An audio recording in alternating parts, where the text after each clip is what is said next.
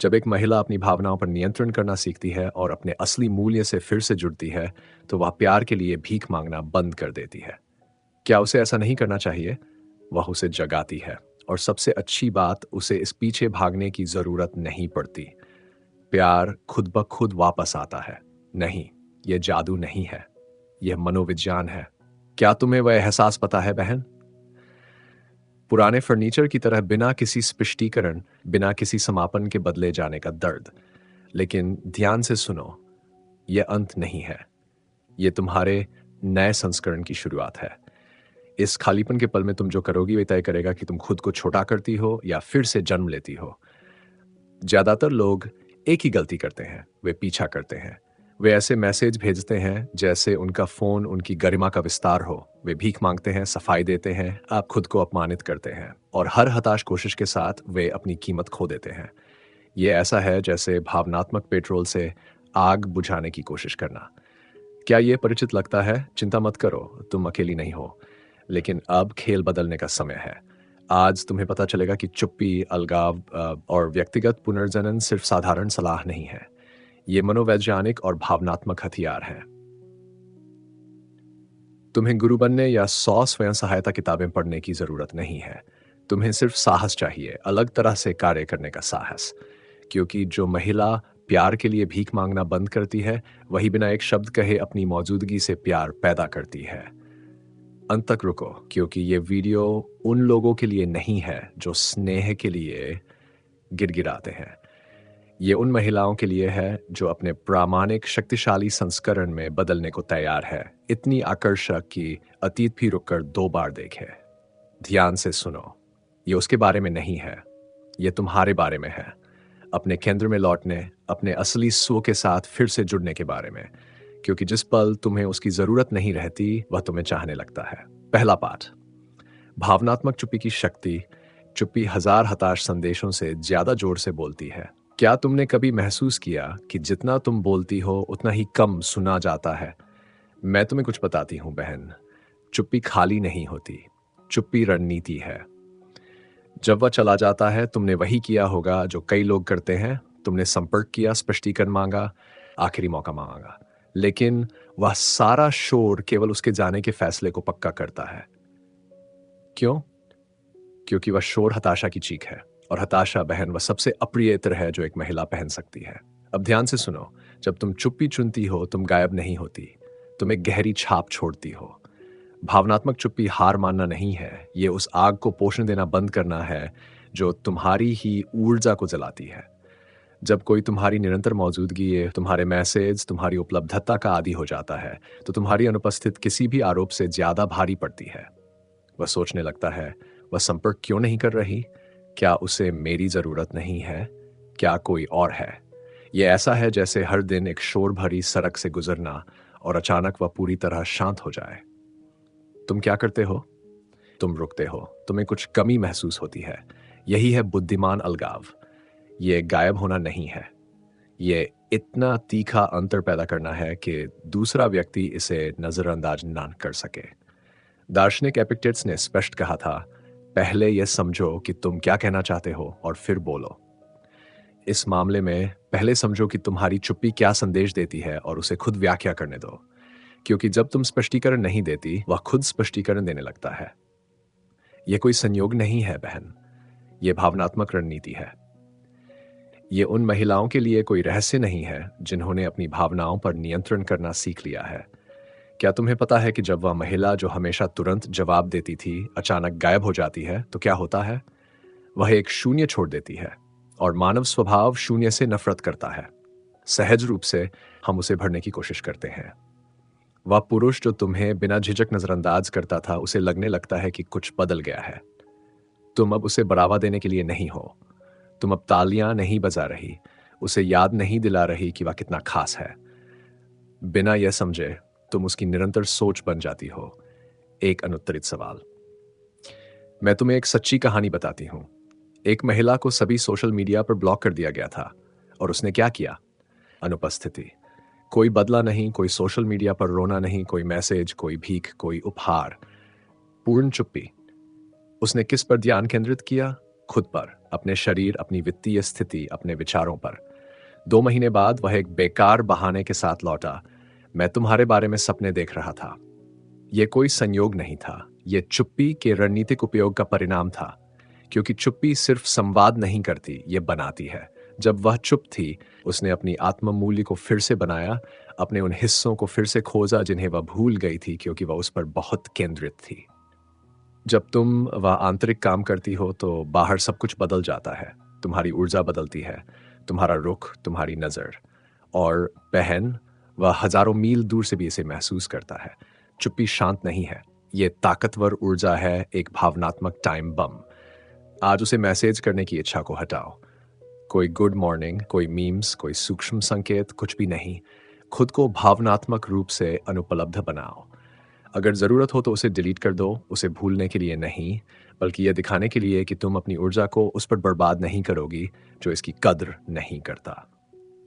ऐसा करते समय बढ़ो। हर चुप्पी को आंतरिक विकास के 10 कदमों के बराबर होना चाहिए। सोचो, हर बार जब तुम उसे मैसेज करती हो, सफाई देती हो, भीख मांगती हो, तुम एक स्पष्ट संदेश भेज रही हो, भले ही अनकहा, मुझे तुम्हारी इतनी ज़रूरत है कि मैं तुम्हारे बिना जी नहीं सकती। और वह संदेश बहन उसे दूर भगाता है क्योंकि बिना अपवाद हम सभी को वही चाहिए जो मुश्किल से मिलता है। नन की वह जो चांदी की थाली में परोसा जाता है। रणनीतिक चुप्पी आत्मा के लिए डाइट की तरह है। पहले यह असहज, दर्दनाक, निराशाजनक है, लेकिन समय के साथ यह तुम्हें मजबूत, अधिक केंद्रित, रूपांतरित करती है। और वह नई ऊर्जा नजरअंदाज नहीं होती। यह ऐसा है जैसे तुम एक नई फ्रीक्वेंसी पर प्रसारण कर रही हो जो चुपके से कहती है, मैं अपने आप में पूर्ण हूं। तो उसे शब्दों से समझाने की कोशिश बंद करो। अपनी अनुपस्थिति को अपनी सबसे जोरदार आवाज बनने दे। क्योंकि ध्यान से सुनो, जो चुप्पी रखता है वह हुक्म चलाता है, जो पीछा करता है वह हारता है, और जो चुपचाप बढ़ता है वह अविस्मरणीय बन जाता है। उन जगहों पर चीखना बंद करो जहां कोई तुम्हें सुनता नहीं। ऐसी चुप्पी बनाना शुरू करो जो जो इतनी स्पष्ट हो कि उसे तुम्हें ढूंढने के लिए मजबूर कर दे। दूसरा पाठ, बिना हेरफेर के उल्टा मनोविज्ञान। जब तुम पीछे हटती हो, वह पास आने लगता है। क्या कभी ऐसा हुआ कि जब तुम भावनात्मक रूप से अलग हो गई हो तो वह अचानक प्रकट हो जाए? यहीं कई लोग असफल हो जाते हैं। वे सोचते हैं कि अलगाव का मतलब उदासीनता है, लेकिन वास्तव में यह प्रभाव है।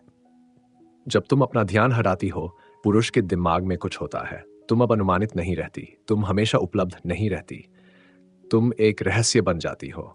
और मानव मस्तिष्क, खासकर पुरुष का, शून्य से नफरत करता है। ध्यान आदतें बनाता है। जब तुम वह आदत तोड़ती हो, जब तुम अचानक वहां नहीं होती, उसे लगता है कि उसने कुछ खो दिया है, भले ही वह इसे शब्दों में न बता सके। यह उल्टा मनोविज्ञान है। यह उसे हेरफेर करने के बारे में नहीं है। यह अपने कार्यों से दिखाने के बारे में है कि गतिशीलता बदल गई है, कि तुम अब भावनात्मक रूप से उसी जगह नहीं हो। तुम उसे गर्व से नजरअंदाज नहीं कर रही, तुम इसे बुद्धिमानी से कर रही हो। क्योंकि जो तुम्हारी कद्र नहीं करता जब तुम मौजूद हो, उसे तुम्हारी अनुपस्थिति को बिना चेतावनी के महसूस करना चाहिए। यह ऐसा है जैसे किसी को उसकी पूरी जिंदगी मीठी कॉफी पीने की आदत हो और अचानक चीनी हटा दी जाए।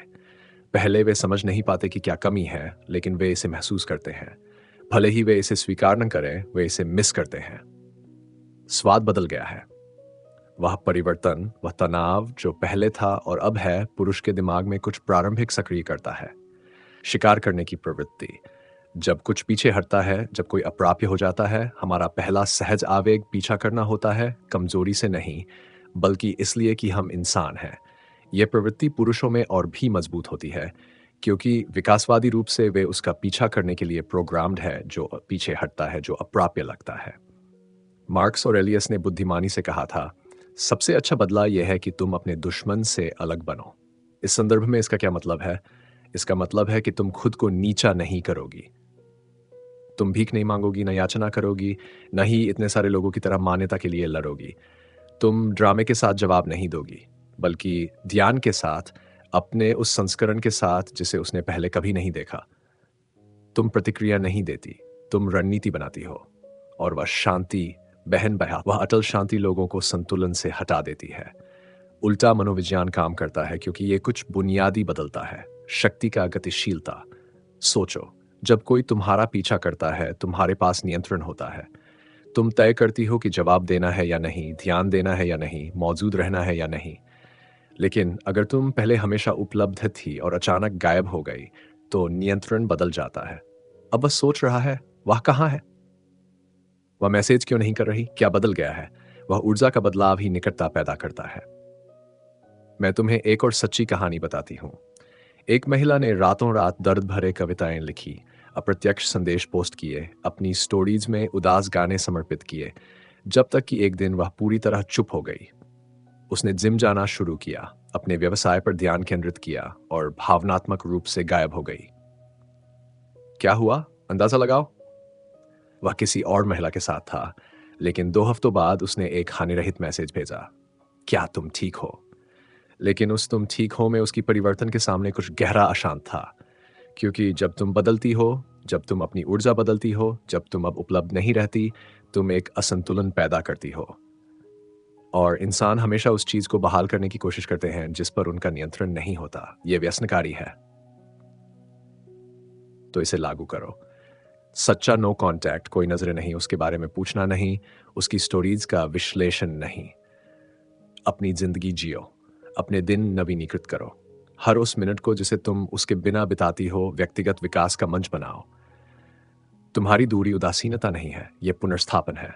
और वह पुनर्स्थापन सिर्फ बाहरी नहीं, बल्कि आंतरिक है। ये एक मूक घोषणा है जो कहती है, मैं अब वहां नहीं हूं जहां तुमने मुझे छोड़ा था। तुम अपने विचारों, अपनी प्राथमिकताओं, अपने मूल्यों को फिर से व्यवस्थित कर रही हो। तुम अब वह महिला नहीं हो जो एक मैसेज का इंतजार करती है। तुम वह महिला हो जो अपने रास्ते पर चल रही है। वह भावनात्मक स्वतंत्रता चुंबकीय रूप से आकर्षक है। याद रखने की कोशिश बंद करो, अविस्मरणीय बन जाओ। क्योंकि जब तुम अपनी ऊर्जा बदलती हो, तुम खेल बदल देती हो। तुम यहां दूसरा विकल्प बनने के लिए नहीं हो। तुम यहां वह महिला बनने के लिए हो जो अब भीख नहीं मांगती, क्योंकि अब उसे चुना जाता है। तीसरा पाठ, भावनात्मक कमी की शक्ति जो दुर्लभ है उसे ज्यादा चाहा जाता है, क्योंकि जो हमारे पास नहीं हो सकता वही हमें सबसे ज्यादा मोहित करता है। एक नियम है जो कभी विफल नहीं होता, जो प्रचुर है उसकी कीमत कम हो जाती है। यह पैसे, समय और लोगों पर लागू होता है। जब तुम हमेशा उपलब्ध रहती हो, जब तुम पहले मैसेज करती हो, जब तुम पूछती हो कि वह कैसा है, वह इसकी आदत डाल लेता है। जो नियमित हो जाता है उसे लिया जाता है। वह अदृश्य हो जाता है। सोचो, क्या तुम उस हवा को महत्व देती हो जिसे तुम सांस लेती हो? शायद नहीं, क्योंकि वह हमेशा वहां होती है। लेकिन अगर तुमने कभी कुछ सेकंड के लिए सांस लेने के लिए संघर्ष किया हो, तो तुम उसकी असली कीमत जानती हो। वही तुम्हारी भावनात्मक मौजूदगी पर लागू होता है। जब तुम लगातार वहां होती हो, तुम पृष्ठभूमि का हिस्सा बन जाती हो। लेकिन जब तुम उस प्रवाह को तोड़ती हो, सब कुछ बदल जाता है। तुम्हारी भावनात्मक कमी उसके दिमाग में कुछ शुरू करती है। सवालों की एक श्रृंखला जिसके तुरंत जवाब नहीं है। वह गायब क्यों हो गई? क्या हुआ? क्या वह अब मुझसे प्यार नहीं करती? अनिश्चितता का वह सर्पिल, आ, न जानने का वह एहसास किसी कविता, किसी रोमांटिक संदेश से ज्यादा शक्तिशाली है, क्योंकि अब तुम अनुमानित नहीं हो। तुम एक रहस्य हो। यह ऐसा है जैसे एक पेड़ जो हमेशा हरा रहता है और अचानक मुरझा जाता है। तभी किसी को एहसास होता है कि उसके पास क्या था। या जैसे मेज पर हमेशा रखी रोटी, कोई इसे नोटिस नहीं करता जब तक कि एक दिन वह गायब न हो जाए और अचानक हर कोई इसे चाहता है। यह कोई खेल नहीं है, यह एक सार्वभौमिक नियम है। कमी का नियम। अर्थशास्त्री इसे जानते हैं, मनोवैज्ञानिक इसकी पुष्टि करते हैं और बुद्धिमान महिलाएं इसे लागू करती हैं। जब कुछ दुर्लभ हो जाता है, उसका अनुभव मूल्य अनंत रूप से बढ़ जाता है। तुम्हारा ध्यान, तुम्हारी ऊर्जा, तुम्हारा प्यार इसका अपवाद नहीं है। सेनेका ने स्पष्ट कहा था, हम उसकी कद्र नहीं करते जो हमारे पास है, जब तक कि हम उसे खो दें। लेकिन ध्यान से सुनो, सच्ची स्टोइक महिला प्रशंसा के लिए कार्य नहीं करती, वह केंद्रित रहने के लिए कार्य करती है। वह मान्यता नहीं मांगती, लेकिन उसकी मौजूदगी नोटिस की जाती है और उसकी अनुपस्थिति गूंजती है। यह सिद्धांत प्यार से परे जाता है। यह सभी मानवीय संपर्कों पर लागू होता है।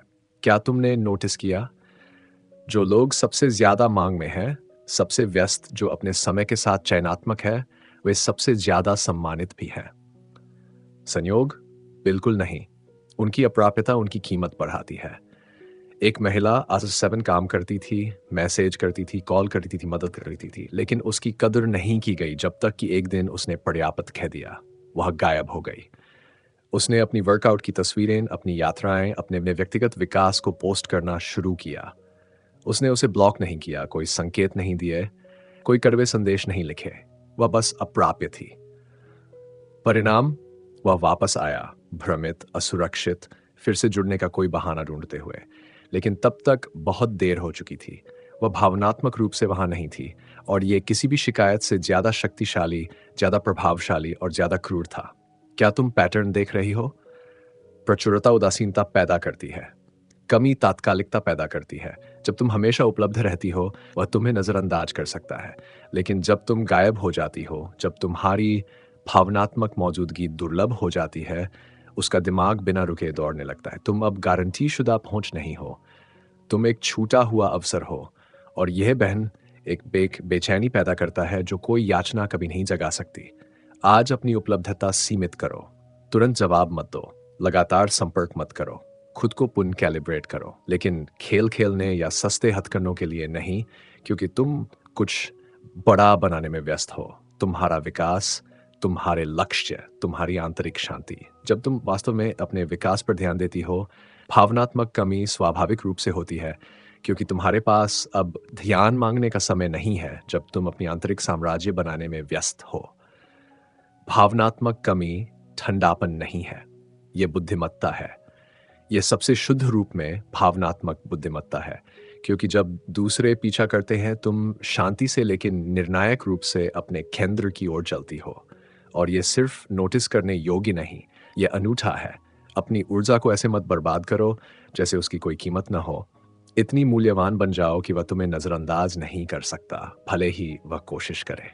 चौथा पाठ, व्यक्तिगत पुनर्जनन। व्यक्तिगत पुनर्जनन कोई चाल नहीं है, ये एक जरूरत है, तुम्हारी आत्मा से निकलने वाली एक शांत तात्कालिकता। अगर तुम वही रहती हो, भावनात्मक रूप से निर्भर, असुरक्षित, खाली, तो फिर से जुड़ने की हर कोशिश हताशा के रूप में सामने आएगी, बस बेहतर ढंग से छिपी हुई। लेकिन जब तुम दर्द के बाद खुद को फिर से बनाना शुरू करती हो, धीरे धीरे लेकिन अथक रूप से कुछ बदलता है। वह परिवर्तन ठोस है। भले ही वह तुम्हें न देखे, तुमसे बात न करे, ऊर्जा व्हाट्सएप के जरिए नहीं भेजी जाती, वह महसूस होती है। ये एक ऐसे घर की तरह है जो कभी खंडहर में था। महीनों बाद वहां एक शानदार संरचना खड़ी होती है। जो कोई इसे नष्ट देख चुका है, वह वहां बने नए को देखे बिना नहीं रह सकता। वह तुम हो, एक पूर्ण पुनर्निर्माण, सिर्फ सतही छवि नहीं, बल्कि तुम्हारी नींव, तुम्हारी आत्ममूल्य, तुम्हारी गरिमा, तुम्हारे सार का पुनर्निर्माण। यह अपनी उपस्थिति बदलने या इंस्टाग्राम पर प्रेरणादायक उदाहरण पोस्ट करने के बारे नहीं है, वह सिर्फ भावनात्मक मेकअप है। जो वास्तव में मायने रखता है, वह है जो दिखाई नहीं देता। वह शांति जो तुम अब अकेले होने पर महसूस करती हो, वह ताकत जो तुमने चुप्पी में बनाई है, वह हिस्सा जो तुमने फिर से खोजा जब तुमने अपनी जिंदगी को किसी और के इर्द गिर्द घूमना बंद किया। व्यक्तिगत पुनर्जनन एक रासायनिक प्रक्रिया है। तुम दर्द के शीशे को बुद्धिमत्ता के सोने में बदल देती हो। इसे नकली, जल्दबाजी में या खरीदा नहीं जा सकता। इसके लिए आंतरिक काम की जरूरत है। खुद का सामना करना, अपने पैटर्न को समझना, अपने घावों को ठीक करना, अपने डर को शांत करना। लेकिन हर कदम तुम्हें उस संस्करण से दूर ले जाता है जिसे मान्यता की जरूरत थी, और तुम्हारे सबसे सच्चे स्व के करीब लाता है। सेनेका ने कहा था, जब तक तुम जीवित हो, जीना सीखते रहो। यही सच्चा पुनर्जनन है। यह समझना कि अपने सबसे अच्छे संस्करण में बदलने के लिए कभी देर नहीं होती। वह दर्द कभी तुम्हारा दुश्मन नहीं था, वह तुम्हारा शिक्षक था। एक महिला को नौकरी खोने के ठीक बाद छोड़ दिया गया था। वह टूट गई, तलहटी पर पहुंच गई, लेकिन वह वहां नहीं रुकी। उसने खुद को फिर से बनाया, अपने शरीर को बदला, कुछ नया सीखा, अपना खुद का प्रोजेक्ट शुरू किया। 1 साल बाद वह वापस आया, और तुम जानती हो उसने क्या किया? उसने उसे धन्यवाद दिया, क्योंकि उस ब्रेकअप के बिना वह कभी जागी नहीं होती। वह उस महिला को ढूंढने आया जिसे उसने छोड़ा था, और उसे एक पूरी तरह अलग महिला मिली, मजबूत, अधिक केंद्रित, अप्रापी। यह कोई अपवाद नहीं है, यह एक पैटर्न है, एक रास्ता जिसे कई लोगों ने अपनाया है, और तुम भी अपना सकती हो। अगर तुम इस सच्चाई को समझ लेती हो, तो अस्वीकृति अंत नहीं है, यह कुछ नया शुरू करने की शुरुआत है। ब्रेकअप का दर्द तुम्हारे व्यक्तिगत विकास के लिए सबसे बड़ा ईंधन बन सकता है, अगर तुम इसे पेट्रोल की तरह इस्तेमाल करती हो, न कि बहाने की तरह। सबसे खूबसूरत मुक्तिदायक हिस्सा यह है, समय के साथ तुम्हें परवाह नहीं रहती कि वापस आता है या नहीं, क्योंकि तुम्हें एहसास होता है कि तुम उसकी मंजूरी नहीं ढूंढ रही, तुम अपनी मंजूरी ढूंढ रही हो। वह सच्चा प्यार जिसे तुम्हें फिर से खोजने की जरूरत है, वह है तुम्हारा अपने लिए प्यार। आज एक सूची बनाओ। तुम अपने बारे में क्या सुधारना चाहती हो? अपने शरीर, अपने विचार, अपनी आदतें, अपने लक्ष्य। हर दिन उन पर काम करो, उसके लिए नहीं, बल्कि अपने लिए। क्योंकि जब तुम अप्राप्य हो जाती हो, लोग तुम्हें ढूंढने आते हैं। और अगर वे वापस आते हैं, तो यह जरूरत से नहीं, बल्कि प्रशंसा से होगा। व्यक्तिगत पुनर्जनन सबसे कठिन रास्ता है, लेकिन सबसे पुरस्कृत भी। क्योंकि जब कई लोग एक मैसेज का इंतजार करते हैं, तुम परिणामों का इंतजार करती हो। जब दूसरे ध्यान मांगते हैं, तुम आंतरिक ताकत विकसित करती हो। और यही बहन भीख मांगने वाली और चुनने वाली के बीच का अंतर है। दूसरा मौका मांगने की बजाय खुद को इतनी शक्तिशाली ढंग से फिर से बनाओ कि वह एक मौके की इच्छा करे। और अगर वह करता है, तो तुम वही हो जो तय करती है, क्योंकि परिवर्तित महिला नहीं मांगती, वह चुनती है। पांचवां पाठ, संपर्क का जाल और चुप्पी का चुंबकत्व जो उसे तुम्हारे बारे में नहीं पता, वही उसे पागल कर देता है। ब्रेकअप के बाद कई लोग एक ही जाल में फंस जाते हैं, संपर्क में रहना। वे मानते हैं कि अगर वे करीब रहें, मौजूद रहें, उसे अपना सबसे अच्छा संस्करण दिखाएं, तो वह अंततः एहसास करेगा कि उसने क्या खोया। लेकिन यहां गलती है। संपर्क में रहना केवल एक चीज करता है, उसे आरामदायक रखता है। जब तक उसे पता है कि तुम अभी भी वहां हो, बस एक मैसेज की दूरी पर, पूरी तरह से नहीं गई, कोई तात्कालिकता नहीं, कोई नुकसान का एहसास नहीं, कोई कीमत नहीं। और जो गारंटी शुदा है बहन, उसकी कद्र नहीं की जाती। क्या तुम जानती हो असल में क्या शक्ति रखता है? पूर्ण चुप्पी। कोई ब्लॉकिंग नहीं, कोई मैसेज नहीं, कोई प्रतिक्रियाएं नहीं, बस भावनात्मक गायब होना। क्योंकि जब तुम अब वहां नहीं होती, जब तुम्हारी ऊर्जा चली जाती है, उसकी कल्पना शुरू हो जाती है।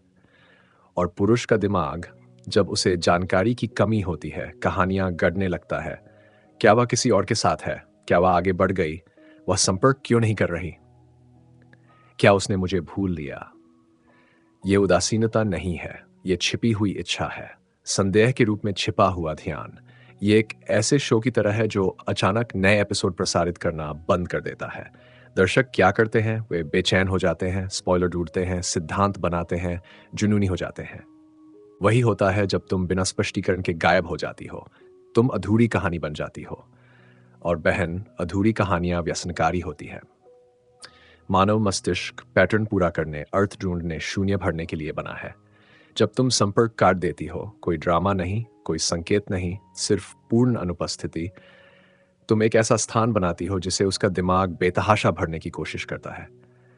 उस प्रयास में वह सब कुछ सक्रिय हो जाता है जो तुम्हारा कोई मैसेज कभी शुरू नहीं कर सकता, क्योंकि जब तुम चुप होती हो, उसका दिमाग बोलने लगता है। और वह जो तुम्हारी अनुपस्थिति में प्रोजेक्ट करता है, वह किसी भी स्पष्टीकरण से ज्यादा शक्तिशाली है। एपिक्टेट्स ने स्पष्ट कहा था, अपने दर्शन को समझाने की कोशिश मत करो, उसे जियो। यहां भी यही लागू होता है। अपनी दूरी को समझाने की कोशिश मत करो, अपनी अनुपस्थिति की घोषणा मत करो, वापस हटने की अनुमति मत मांगो, उसे जियो। गरिमा के साथ गायब हो जाओ, अनुग्रह के साथ चुप रहो, क्योंकि चुप्पी को औचित्य की जरूरत नहीं होती, चुप्पी काम करती है।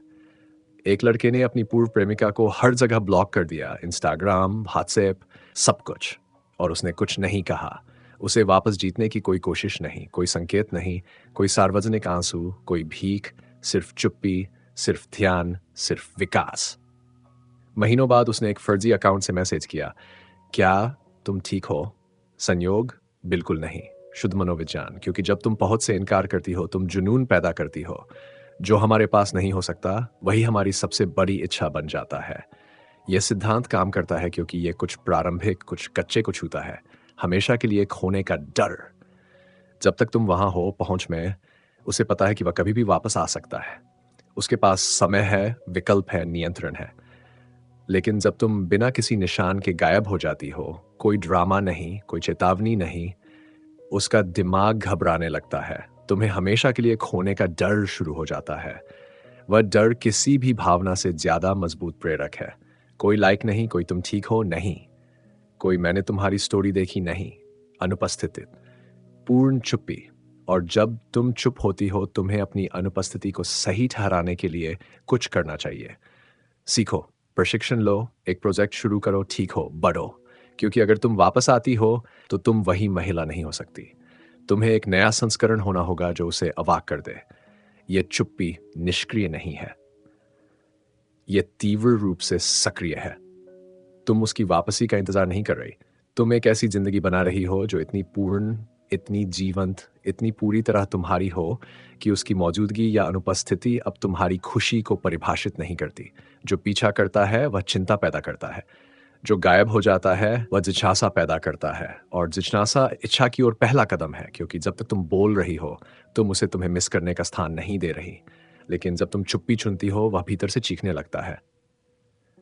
कभी मत भूलो, चुंबकीय चुप्पी कोई अल्पकालिक रणनीति नहीं है।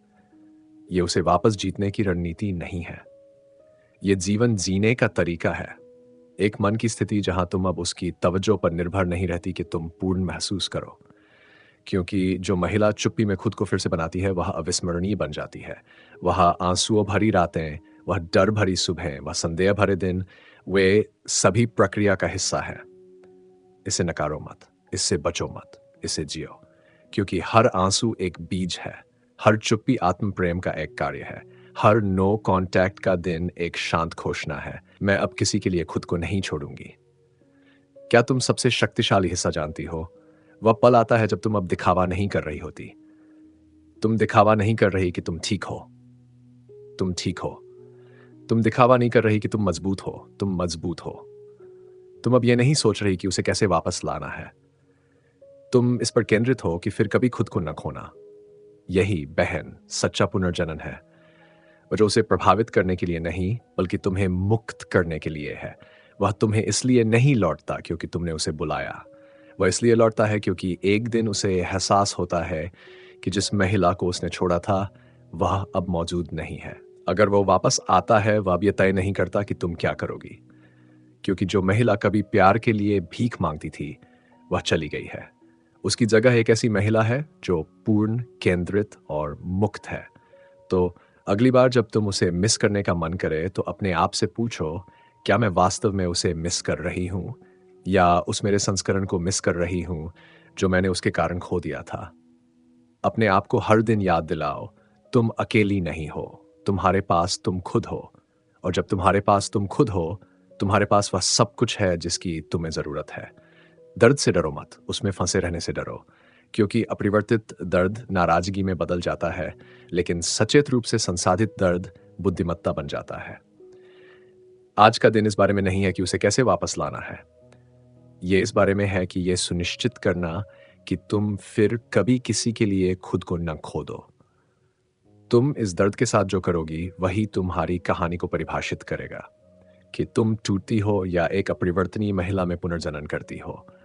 अगर वह इस सब के बाद वापस आता है, तो ये इसलिए नहीं होगा क्योंकि तुम खुली बाहों और अपने दिल को हाथ में लिए खड़ी थी।